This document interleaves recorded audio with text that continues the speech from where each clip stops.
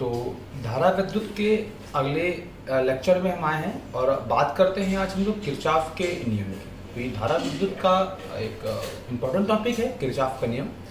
तो हमें इस वीडियो में ये कवर करना है कि किरचॉफ के नियम क्या हैं और इनके क्या एप्लीकेशन है। ठीक है, तो किरचॉफ के दो नियम होते हैं। ठीक है, तो किरचॉफ के दो नियम होते हैं, एक होता है प्रथम नियम, एक होता है द्वितीय नियम। किरचॉफ के प्रथम नियम को हम लोग धारा का नियम भी कहते हैं। किरचॉफ के प्रथम नियम को हम लोग संधि का नियम भी कहते हैं। और जो किरचॉफ का जो पहला नियम होता है ये आवेश के संरक्षण के सिद्धांत पर आधारित है। ठीक है, तो ये बात आपको पता होनी चाहिए कि किरचॉफ का पहला जो नियम है उसको हम लोग संधि का नियम भी कहते हैं, इसको हम लोग धारा का नियम भी कहते हैं। और जो किरचॉफ का जो पहला नियम है वो आवेशों के संरक्षण के सिद्धांत पर आधारित है। ठीक है, अब जानते होता क्या है। तो परिपथ के किसी भी संधि पर मिलने वाली धाराओं का जो बीजगणितीय योग होता है वो शून्य होता है। ठीक है, यानी कि अगर हम सरल भाषा में कहें तो अगर किसी संधि पर कुछ धाराएं आ रही हैं, कुछ धाराएं जा रही हैं, तो आने वाले धाराओं का योग और जाने वाली धाराओं का योग वो आपस में बराबर होता है। ठीक है, या हम इसको इस तरह से भी लिख सकते हैं कि जो धाराओं का जो बीजगणितीय योग होगा उसका मान कितना होगा, शून्य होगा। ठीक है, फिर हम आते हैं किरचॉफ के द्वितीय नियम पर। किरचॉफ के सेकंड लॉ को हम लोग पास का नियम भी कहते हैं, इसको हम लोग वोल्टता का भी नियम कहते हैं। ठीक है, और ये जो नियम होता है ये ऊर्जा के संरक्षण के सिद्धांत पर आधारित है। पहला नियम आवेशों के संरक्षण के सिद्धांत पर है और जो दूसरा नियम है वो ऊर्जा संरक्षण के सिद्धांत पर काम करता है। ठीक है, दूसरा नियम ये कहता है कि अगर कोई बंद पास है तो बंद पास में अगर कोई धारा बह रही है तो धारा और उस पास में जो भी रेजिस्टेंस लगा होगा, ठीक है, या रेजिस्टेंस लगा होगा या लगे होंगे, तो धारा और जो प्रतिरोध का जो गुणनफल का जो बीजगणितीय योग होता है वह उस पास में लगे जितने भी बैटरी होंगे उनके विद्युत वाहक बल के बीजगणितीय योग के बराबर होता है। यह आपको याद रखना है। ठीक है, यह आपको याद रखना है। अगर मैं और अच्छा कहूं तो किसी परिपथ में प्रत्येक बंद पास के विभिन्न खंडों में बहने वाली धाराओं तथा संगत प्रतिरोधों के गुणनफलों का जो बीजगणितीय योग होता है वह उस पास में लगने वाले विद्युत वाहक बलों के बीजगणितीय योग के बराबर होता है। ठीक है, अर्थात समेशन जो आयार होता है वो समेशन ई के बराबर होता है। ठीक है, तो ये दो नियम आपको पता होने चाहिए। पहला नियम था जो कि आवेशों के संरक्षण के सिद्धांत पर था और जो दूसरा नियम था वह ऊर्जा के संरक्षण के सिद्धांत पर काम करता है। ठीक है, तो अब यहां पर यह है कि हम इसका एप्लीकेशन कैसे करेंगे। किरचॉफ के नियम तो याद सभी कर लेते हैं, लेकिन हम आज इसके एप्लीकेशन की बात करेंगे। ठीक है, तो चलिए पहला सवाल हमारे पास है। इस सवाल में यह कहा गया है कि धारा आई का मान ज्ञात कीजिए। धारा आई का मान ज्ञात करना है। तो यहां पर देखिए तीन संधि है, पी है, क्यू है और आर है।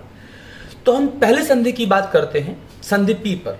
आपसे साफ साफ कहा गया है कि जो धारा का जो नियम है, यानी कि इसको हम लोग किरचॉफ का प्रथम नियम भी कहते हैं, ये कहता है कि किसी भी संधि पर आने वाली धाराओं का योग जो होगा वो जाने वाली धाराओं के योगफल के बराबर होगा। ठीक है, तो इसी चीज को हम लोग कवर कर रहे हैं। तो आप देखिएगा यहां पर कि संधि पी की बात करते हैं तो यहां पर एक 2 एम्पीयर की धारा आ रही है, एक 1 एम्पीयर की धारा जा रही है और यहां पर एक 2 एम्पीयर की धारा भी संधि की तरफ आ रही है। तो जितनी धाराएं आएंगी उतनी ही धाराएं जाएंगी। ठीक है, तो सबसे पहले हम आई का मान निकालना है, तो सबसे पहले हम यहां से स्टार्ट करेंगे, हम I1 का मान निकालेंगे। तो संधि की तरफ 2 धाराएं आ रही हैं 2 + 2। ठीक है, और जा रही हैं एक 1 एम्पीयर की और एक I1 एम्पीयर की। तो आया बराबर गया। ठीक है, 4 धाराएं आ रही हैं, 2 एम्पीयर की धारा 1 और 2 एम्पीयर की धारा 1 आ रही है और जा रही है 1 एम्पीयर की यहां से। तो इसको हम पूरा कैलकुलेट करेंगे तो I1 का मान 3 एम्पीयर आएगा। ठीक है, फिर उसके बाद हम संधि Q की बात करते हैं, तो यहां पर भी जितनी धाराएं आएंगी उतनी धाराएं जाएंगी। तो जाने वाली धाराओं में 1 एम्पियर है और ये I2 है, और आने वाली धाराओं में केवल I1 है। तो आने वाली धारा बराबर जाने वाली धारा, तो यहां से पूरा कैलकुलेशन करें तो यहां पर I2 का मान 2 एम्पियर आ गया। अब चूंकि हमें I का मान निकालना है, तो हमें संधि R की बात करनी पड़ेगी। यहाँ पे गलत हो गया है, यहाँ पर आपका संधि R होगी, ठीक है। तो यहाँ पे देखिएगा आने वाले जो धाराएं होंगी वो जाने वाली धाराओं के योगफल के बराबर होगी। तो यहाँ पर जो धाराएं आ रही हैं वो I2 आ रही है और एक 1 एम्पियर की आ रही है, और जो जा रही है वो 1.2 एम्पियर की जा रही है और एक I एम्पियर की जा रही है, और इसी I का मान हमें निकालना है। तो I धारा बराबर गई धारा, तो आ रही थी I2 और 1, दोनों को हम जोड़ देंगे, क्योंकि आप जानते हैं धारा कौन सी राशि, धारा आपके अदिश राशि, ठीक है, धारा आपकी अदिश राशि। और बराबर कितनी धारा जा रही थी, 1.2 एम्पियर और 11 एम्पियर, 1.2 एम्पियर और प्लस I एम्पियर की। तो यहां से आपने कैलकुलेट करा, I2 का मान अपने 2 एम्पियर निकाला था, यहां पर रखा, कैलकुलेशन किया, और ये I आपका आ गया 1.8 एम्पियर, ठीक है। तो इस तरह से ये हम लोग अभी यहाँ पर उपयोग कर रहे थे किरचॉफ का पहला नियम। किरचॉफ का जो पहला नियम कहता है कि किसी भी संधि पर जितनी धारा आएंगी उतनी धारा जाएंगी, ठीक है। तो अब चलते हैं हम अपने अगले सवाल की तरफ, ठीक है। तो ये सवाल ये कह रहा है कि हमें I1, I2 और I3 का मान निकाल करके हमें A और B के बीच कितना विभवांतर है वो ज्ञात करना है, ठीक है। वैसे A और B के बीच 4 वोल्ट है, लेकिन अगर ये 2 ना होता तो ये 4 ही वोल्ट होता, हमें फिर क्वेश्चन को सॉल्व करने की जरूरत ना पड़ती, क्योंकि 4 वोल्ट के साथ साथ में इसका एक इंटरनल रेजिस्टेंस लगा है, वो क्या करेगा, वो विभव में पतन करेगा, ठीक है। तो अब हमें I1, I2 और I3 के मान निकालने पड़ेंगे, और यहां पर हम लोग लगाएंगे किरचॉफ का सेकंड लॉ, ठीक है। तो देखिएगा यहां पर 3 बैटरी है, एक 10 वोल्ट की है, एक 4 वोल्ट की है, ठीक है, और एक आपकी है 2 वोल्ट की। इसे बोलते हैं पॉजिटिव टर्मिनल और इसको बोलते हैं नेगेटिव टर्मिनल, ठीक है। और करंट सेल के हमेशा पॉजिटिव टर्मिनल से निकलती है और नेगेटिव टर्मिनल से अंदर जाती है, यानी कि नेगेटिव टू पॉजिटिव काम होता है, ठीक है। तो ये बात ध्यान रखेंगे आप लोग। तो यहां से हमने धारा निकाली I1, इस वाले से धारा हमने निकाली I2 और इस वाले से धारा हमने निकाली I3, ठीक है। अब सेल से जितनी धारा निकलती है वापस में उतनी धारा आती है, यानी कि अगर यहां से हमने I1 एम्पियर धारा निकाली है तो I1 एम्पियर धारा भी इसी सेल में वापस जाएगी, ठीक है। I2 निकाली है तो I2 वापस जाएगी, और अगर I3 निकाली है तो I3 ही वापस जाएगी, ठीक है। तो अब यहां पर हम लोग क्या करते हैं, चूंकि आपने देखा कि जो किरचॉफ का दूसरा नियम होता है इसको पास का नियम भी कहते हैं, तो यहाँ पर हम कुछ पासेस मान लेते हैं, ठीक है। आप पर डिपेंड करता है कि कौन से पास मानते हैं, और हमने ऐसे पास मानो जो आसानी से सवाल हो सके, ठीक है। तो यहां पर हमने पास 1 की बात करी और यहां पर हमने पास 2 की बात करी। ये आपका एक पूरा पास हो गया, ये वाला 1 पास, और ये एक आपका ये दूसरा पास हो गया, ठीक है। अब हम एक डायरेक्शन आप मानोगे, ठीक है, और ये डिपेंड करता है आप पर कैसे मानोगे, लेकिन कोशिश करिएगा कि डायरेक्शन हमेशा बड़े वाले को लेकर के मानिएगा। बड़े वाले का मतलब क्या है कि देखिए इस पास में 2 बैटरियां हैं, एक है 10 वोल्ट की, एक है 4 वोल्ट की। अब यहां पर 10 वोल्ट से धारा निकलेगी I1 और 4 वोल्ट से धारा निकल रही I2। क्योंकि बड़ा कौन है आपका 10 वोल्ट, तो यानी कि 10 वोल्ट वाले को लेकर के हम काम करेंगे। अब 10 वोल्ट में धारा निकलेगी U, तो U निकली और U वापस चली जाएगी, तो यानी कि इस तरह से हमने पास को ऐसे करके U करके ऐसे मान लिया है, ठीक है। यहाँ पर भी देखिए 4 वोल्ट, यहाँ पर 2 वोल्ट है, तो यहाँ पर भी हमने 4 वोल्ट को लेकर के हमने डायरेक्शन मानी कि भाई I2 का मान U निकलेगा, U होते होते U वापस चला जाएगा, ठीक है। तो पास 1 और पास 2 की आपने बात करी। अब हम आगे चलते हैं और हम पासेस में हम किरचॉफ का दूसरा नियम लगाते हैं, ठीक है। तो देखिएगा एक बात ध्यान रखिएगा, अगर आपकी मानी गई डायरेक्शन में अगर धारा किसी रेजिस्टेंस में जा रही है तो रेजिस्टेंस और धारा का जो गुणनफल होगा वो हम पॉजिटिव लेते हैं, और अगर आपकी मानी गई दिशा के विपरीत दिशा में कोई धारा किसी रेजिस्टेंस में जा रही है तो वहां का मल्टीप्लाई हम लोग नेगेटिव लेते हैं, ठीक है। ध्यान से, अगर आपकी मानी गई दिशा में कोई धारा किसी प्रतिरोध में जा रही है तो उस धारा और उस प्रतिरोध का गुणनफल पॉजिटिव लेंगे, अदरवाइज हम लोग नेगेटिव लेंगे। और सेल की बात करें, अगर आपकी मानी गई दिशा में ही धारा सेल के नेगेटिव टर्मिनल से पॉजिटिव टर्मिनल में जा रही है तो उसका वैल्यू हम पॉजिटिव लेंगे, अगर ऐसा नहीं है तो हम उसका वैल्यू निगेटिव लेंगे। ठीक है, तो हम पास 1 से बात करते हैं, तो हम पास 1 से बात की है। ठीक है, अब देखिएगा यहां 3 ओम में धारा जा रही I1, आपकी मानी की डायरेक्शन ये है, तो आप देखिएगा कि इस आप दोनों की सेम डायरेक्शन है, यानी कि आपकी मानी गई दिशा में ही तो धारा इस रेजिस्टेंस में जा रही है। तो मैंने बताया कि इनका गुणनफल कैसा लोगे, पॉजिटिव, तो हमने इनका गुणनफल ले लिया पॉजिटिव। अब इसी पास में 2 ओम का और रेजिस्टेंस है और इसमें धारा जा रही I2, क्योंकि जितनी धारा निकलती है उतनी धारा वापसी करती है, तो यहां पर धारा I2।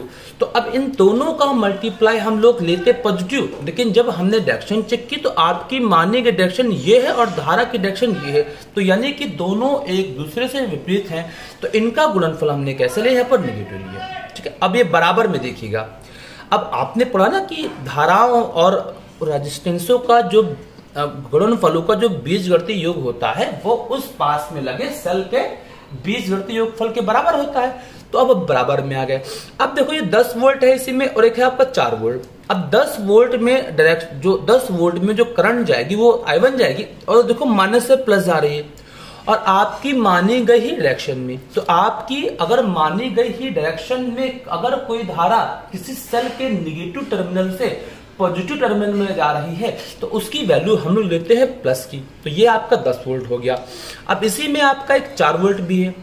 धारा तो माइनस से प्लस जा रही है लेकिन आपने डायरेक्शन मानी है ये, तो आपकी मानी गई दिशा के विपरीत दिशा में काम हो रहा है, तो इसीलिए इसकी वैल्यू कैसे लेंगे हम लोग, नेगेटिव। ठीक है, तो 10 से 4 गया, बचा 6 और ये आपका पहला पास से पहला समीकरण आ गया। अब हम पास नंबर 2 की बात करते हैं जो यहां पर है, और यहां पर आपने 4 वोल्ट वाले का ख्याल रखते हुए डायरेक्शन मानी थी कि भाई 4 वोल्ट से करंट यू निकलेगी और यू भन्न से अंदर चली जाएगी। ठीक है, तो फिर उससे वही स्टार्ट करते हैं और ढूंढते हैं हम रेजिस्टेंस और उसमें जाने वाली धारा, और अगर रेजिस्टेंस और उसमें जाने वाली धारा तुम्हारी मानी गई दिशा में ही है तो उनका गुणनफल कैसा लोगे आप, पॉजिटिव लोगे। ठीक है, तो देखिएगा भैया 2 ओम में धारा जा रही I2 और धारा और तुम्हारी मानी गई दिशा दोनों सेम है भैया, तो इनका मल्टीप्लाई हम लोग कैसे लेंगे, देखिए पॉजिटिव। अब इसी में एक है धारा I3, तो यहां से आपने I3 धारा निकाली थी तो यहां से आपका I3 आपकी 1 ओम में धारा है। देखिए धारा जा रही है किसमें, 1 ओम में, लेकिन आपकी मानेगी विपरीत दिशा में, तो हम 1 और इसका जो गुणनफल होगा वो कैसे लेंगे भैया, हम लेंगे निगेटिव। ठीक है, तो आपका यहां पर अच्छा इसमें एक 4 वोल्ट है, इसमें एक 2 वोल्ट है। अब देखो 4 वोल्ट में करंट तो जा रही I2 और माइनस से प्लस की तरफ, जो कि हम लोग चाह रहे थे, लेकिन ये देखो कि आपकी डायरेक्शन में ही है। हाँ, आपकी ही डायरेक्शन में है, आपकी भी डायरेक्शन यू है और धारा भी माइनस से प्लस यू जा रही है, तो इसकी 4 वोल्ट कैसे लोगे, पॉजिटिव। यहां देखो भाई धारा तो माइनस से प्लस जाएगी, इसमें कोई डाउट नहीं, लेकिन क्या आपकी मानी के डायरेक्शन में है, नहीं। ठीक है, धारा जा रही माइनस से प्लस ऐसे और डायरेक्शन है आपकी ऐसे यहां पर। ठीक, तो इसका वैल्यू हमने कैसे लिया, नेगेटिव। इसको सॉल्व कर लिया, 4 से 2 गया, आपका बचा 2, ये आपका आ गया। ठीक है, अब संधि ए के लिए, अब देखो हम संधि ए की बात करते हैं तो यहां पर 3 धाराएं आ रही हैं, I1 भी आ रहा, I2 भी आ रहा, I3 भी आ रहा, और जा क्या रहा, कुछ नहीं। ठीक है, तो देखिएगा हमने यहां पर I1 plus I2 plus I3 बराबर कितना, 0 रखा है, क्योंकि केवल धाराएं आ ही रही थी, जा धारा कोई नहीं रही थी। यहां से हमने क्या कर लिया कि इसको इधर भेज दिया तो माइनस का I3 हो जाएगा और माइनस I3 बराबर I1 प्लस I2 हो गया। अब इसका मान हम समीकरण 2 में रख रहे हैं। ठीक है, तो माइनस I3 बराबर आप रख सकते हो I1 प्लस I2, तो यहां मैंने I1 प्लस I2 रखा और ये I1 इधर आ गया और ये 2 और 1 3 हो गया, ये आ गया। ठीक है, अब हम क्या करेंगे, समीकरण 1 और 3 को सॉल्व कर लेंगे। देखिए हम समीकरण 1 और 3 को सॉल्व किया और यहां से I1 का मान 2 एम्पियर आएगा और I2 का मान आपका 0 एम्पियर आएगा। और अगर किसी सेल के बीच का आप वैद्युत विभवांतर निकालना चाहते हो तो उसका अपना ये फॉर्मूला था, चूंकि आप पढ़ चुके हो भाई लोग। ठीक है, E माइनस IR। E क्या है, उस जहां सेल का कुल विद्युत वाहक बल है और उसमें कितना इंटरनल रेजिस्टेंस में कितनी धारा जा रही है का जो विभव पतन होगा उसी में से उसको क्या कर दोगे, घटा दोगे। तो अब यहां पर देखिएगा, हम 4 वोल्ट की बात कर लेते हैं। यहाँ पर ए और बी के बीच 4 वोल्ट का, तो 4 वोल्ट हो गया। I2 इसमें कितनी है, I2, और इसका इंटरनल रेजिस्टेंस कितना 2। अब I2 का मतलब 0, आप यहाँ पर 0 पुट किया, पूरा आंसर आ गया आपका AB बराबर 4 वोल्ट आ गया। ठीक है, तो सर आपकी मानी गई दिशा में अगर कोई धारा किसी रेजिस्टेंस में जा रही है तो रेजिस्टेंस और धारा का मल्टीप्लाई पॉजिटिव लेंगे, अदरवाइज हम लोग नेगेटिव लेंगे। ठीक है, तो चलिए एक और क्वेश्चन की बात करते हैं फिर हम लोग। तो यहां पर एक क्वेश्चन है, यहां पर हमें I1, I2 और I3 इन सबका मान निकालना है। ठीक है, तो यहां पर भी आपके पास 2 पास है, एक पास हमने ये माना, एक पास हमने ये मानना है। ठीक है, और यहां पर बैटरी में एक 3 वोल्ट है, एक है आपका 1 वोल्ट है। तो 3 वोल्ट से धारा हमने कितनी निकाली है, I1, इससे धारा हमने आउट करी I2।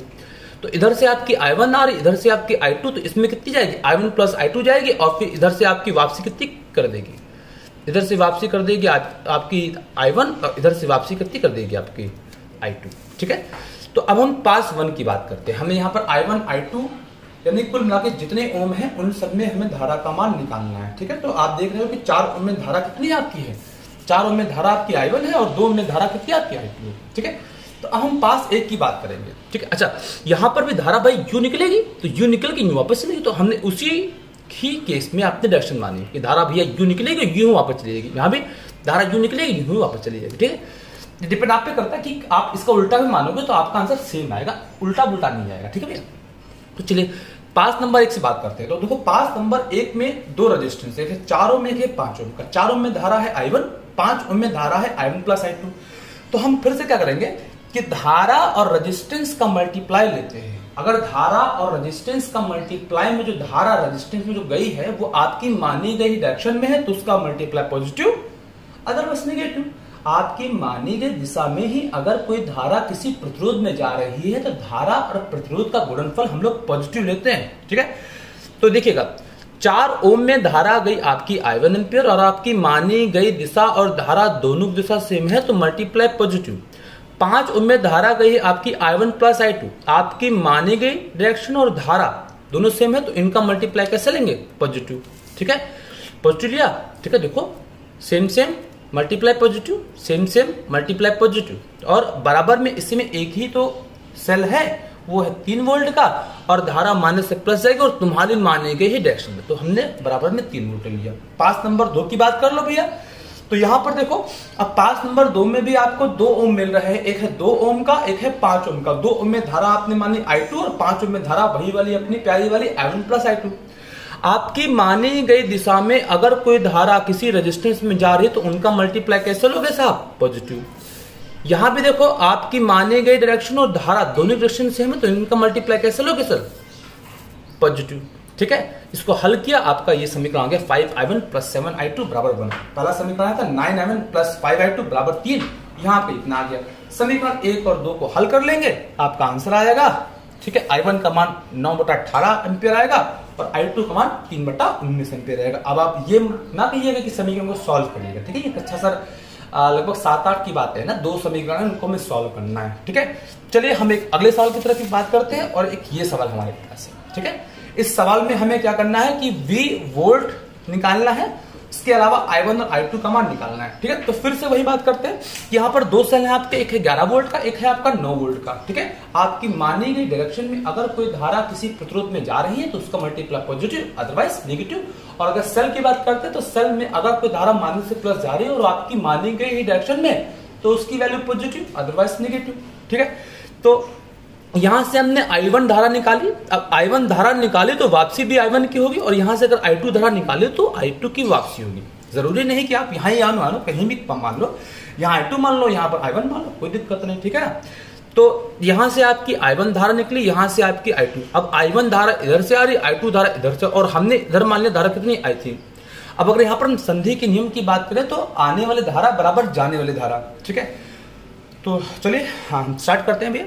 तो हमने एक पास ही माना, अब इसमें तो 11 वोल्ट है, यहाँ पर 9 वोल्ट है, तो हम लोग 11 वोल्ट वाले का सम्मान करते हुए 11 वोल्ट से जो धारा निकल रही है उसकी ही डायरेक्शन में भी हम अपनी डायरेक्शन मानेंगे। ठीक है, तो मतलब यहां से धारा यूं निकलेगी, यूं होते होते यूं वापस चली जाएगी। ठीक है, तो हम 5 नंबर, अच्छा पहले हम संधि ए की बात कर लेते हैं। संधि ए पर दो धाराएं आ रही, I1 प्लस I2 और जा रही I3। तो हमने क्या कर दिया, I1 प्लस I2 बराबर हमने I3 कर दिया है। ठीक है, अब बंद पास ए की बात करते हैं। तो बंद पास एक में देखिएगा आपके दो सेल लगे हुए हैं, दो रेजिस्टेंस लगे हुए, एक है 2 ओम का, एक है 1 ओम का। ठीक है, तो अब हम स्टार्ट करते हैं। देखो पहले हम चेक करेंगे रेजिस्टेंस, तो पहले यहां देखो, पहले यही वाला देख लेते हैं। ठीक है, तो 2 ओम में धारा गई I1, आपकी मानी गई डायरेक्शन और धारा की डायरेक्शन दोनों सेम है, तो इनका मल्टीप्लाई पॉजिटिव। ठीक है, अब इसी में 1 ओम है, धारा जा रही है, लेकिन आपकी मानी गई डायरेक्शन और धारा दोनों की डायरेक्शन कैसे अपोजिट है, तो उनका मल्टीप्लाई कैसे लेंगे हम लोग, नेगेटिव। अच्छा, बराबर में इस बंद पास में लगे हुए सेलों का बीजगणित लेते हैं। तो इसमें देखिए धारा माइनस से प्लस जाएगी और आपकी मानी गई डायरेक्शन में है, तो यहां पर हम इसकी वैल्यू कैसे लें, पॉजिटिव।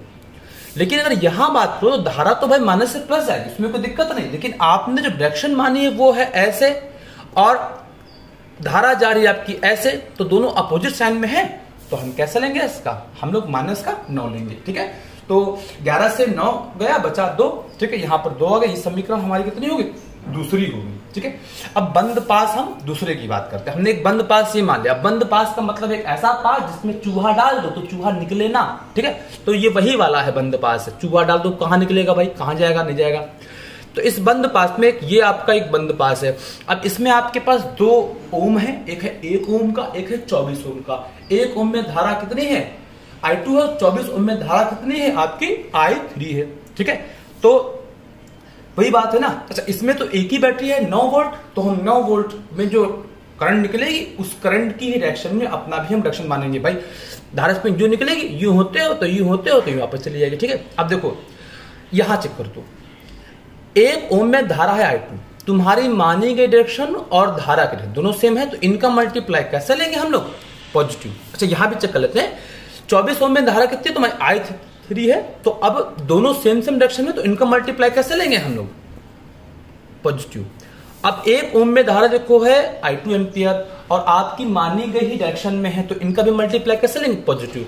अब इसमें एक ही तो सेल लगा हुआ वो 9 वोल्ट का, और 9 वोल्ट में धारा माइनस से प्लस तो जाएगी, लेकिन आपकी डायरेक्शन में जाएगी, तो इसकी वैल्यू हमने कैसे ली, पॉजिटिव। ठीक है, अब हमने क्या कर, यहां पर देखिए I3 का मान आ गया, और I3 का मान आप समीकरण 1 में लगाए थे कि I3 बराबर आप I1 प्लस I2 लिख सकते हैं। ठीक है, तो यहां 24 जहां I3 था वहां पर हमने क्या कर दिया, I1 प्लस I2 कर दिया, और प्लस का I2 पूरा सॉल्व किया, हमारा एक और समीकरण आ गया 24 I1 प्लस 25 I2 बराबर 9।